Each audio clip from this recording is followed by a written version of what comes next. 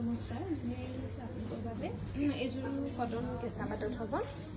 ঘিচা আৰু সূতা ফুলত কৰি ধুনীয়াকৈ বনাই দিয়া হৈছে এই কটন কেঁচা পাটৰ ধুনীয়া যোৰা ল'ব পাৰিব 3850 ৰুপিছত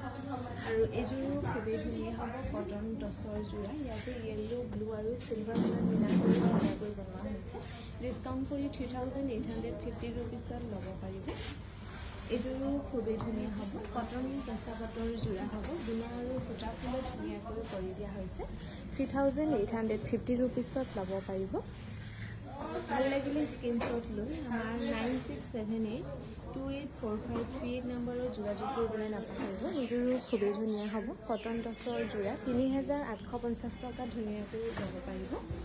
এইযোৰো হ'ব কটন টচৰ যোৰা ইয়াতো গুণা আৰু সূতা ফুলত ধুনীয়াকৈ কৰি দিয়া আছে লগতে ৰেডি টু ৱেৰ কৰি থোৱা আছে 2850 ৰুপিছত ল'ব পাৰিব এইযোৰো খুবেই ধুনীয়া হ'ব ব্লু চিলভাৰ গুণা আৰু বেবী পিংকত ধুনীয়াকৈ কৰা হৈছে